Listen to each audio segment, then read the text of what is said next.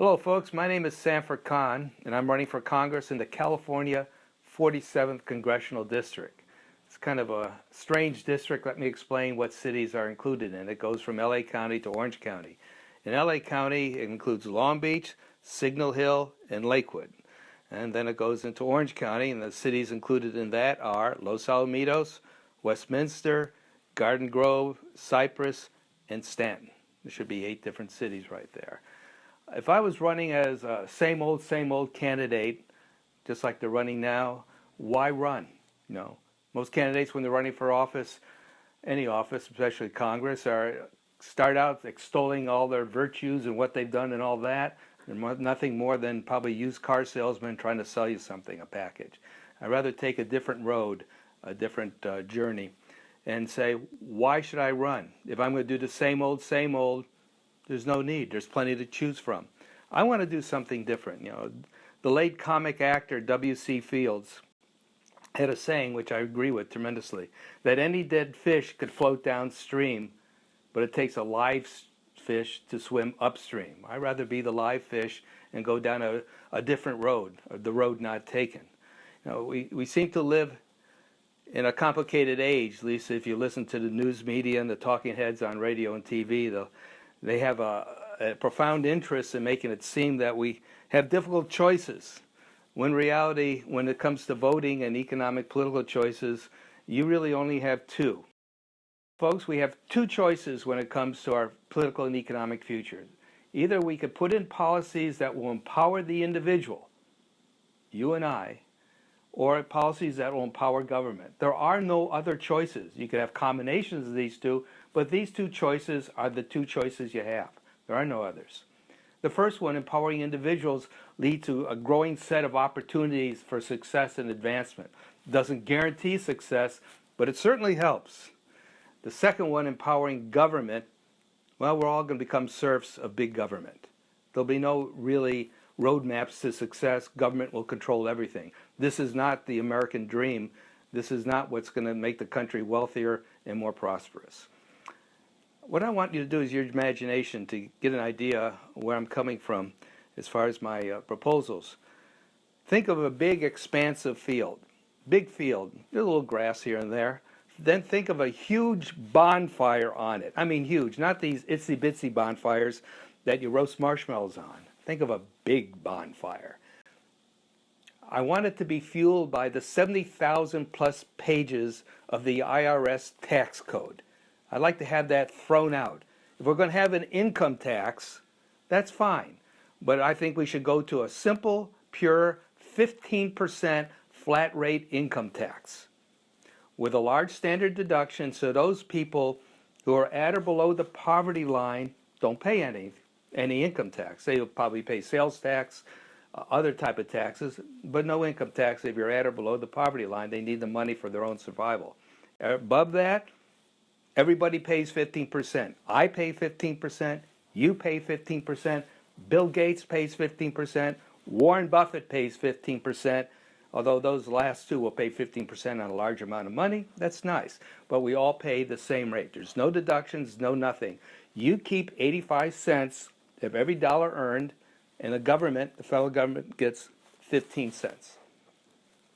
The second proposal I have that I believe in strongly is not going to make me a hero of the educational establishment, the teachers' unions, and all that. Education doesn't need more money. I think I should repeat that back. Education doesn't need more money. You are not going to reform the educational system by throwing money at it. They have no incentive to reform themselves if you throw money at it. Why should they reform themselves? You'll only reform them by introducing competition, namely vouchers. The money that's spent on education should not go to the educational establishment, which means basically the teachers' unions. It should go to the parents and legal guardians of the school kids. Let them choose what's in the best interest of their children. They know best. This is empowering the parents. Let them choose whether to go to public, private, or parochial school. Only through real competition will we reform the educational system. The educational system now is educating idiots. Let me give you an example. I saw this on Jay Leno's show a number of years ago called Jaywalking, when he used to go out. He showed some young adults, like college-age adults, a picture of the Alamo. You know what they said it was? A Taco Bell. That's ridiculous. And then I saw on YouTube just recently, a few weeks ago, where they were interviewing some college students in Texas. And they asked them a question, who is Washington, D.C. named after? And one student said, is this a trick question? They couldn't figure out it was George Washington. They couldn't figure that out. Another one was, well, who did we win our War of Independence from? Not one person got that right. Great Britain. Something's wrong with the educational establishment.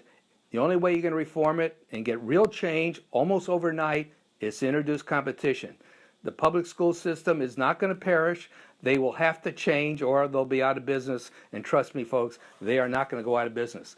One of the side benefits of this, you'll see a large increase in number of trade and vocational schools, because not every student, man or boy or girl, man or woman, should be going to college. That's ridiculous to think that everybody has to go to college. There aren't that many jobs for all these college graduates. A lot of them are working as baristas in Starbucks and who knows where. A lot of them should be going to trade schools to learn a good trade and becoming tradesmen. And that, I think, will help a lot of them much better and not get them massively into debt. There's something else I'd like to bring up. Let's use your imagination again, and let's say you're on a deserted island or somewhat deserted, and you see a lamp in the sand.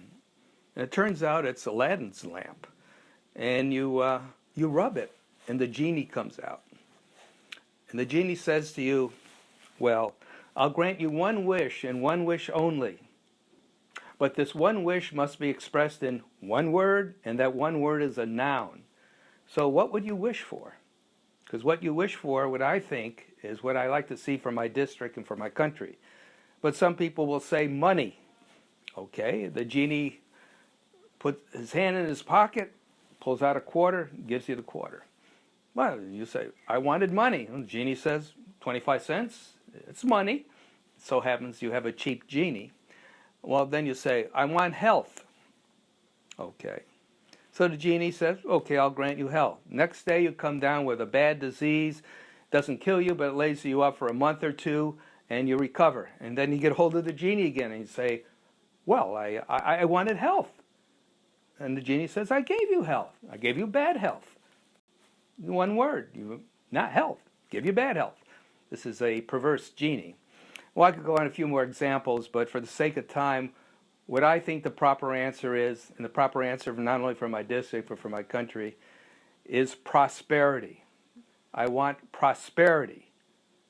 Now, how do you achieve prosperity? You achieve that by giving people the incentives to work and invest for the futures, by changing the tax code, by giving them the incentives to work and invest for the future. That also means, when I talked about the 15% flat rate, you get rid of the death tax, the inheritance tax. You know, people build up an estate they want to pass on to their children or grandchildren or who knows who, maybe charities. And it's done after, they build it up on after-tax income. And lo and behold, they die and the government gets their paws on it first and takes a big chunk of it away. No, should not do that. It stays with the person. They built that up. That's theirs. That's confiscation of wealth. Why produce prosperity, wealth in this case, if the government's only going to tax it away at death? You know, people talk about the big and the powerful in this country. You know something? I don't give a rat's ass about the big and the powerful. Because the future of this country, and my district, and this country, does not lie with the big and the powerful. It lies with the small. Those men and women who have a dream, that want to start their own businesses and see it grow and flourish, that's where future employment and future economic growth will come from.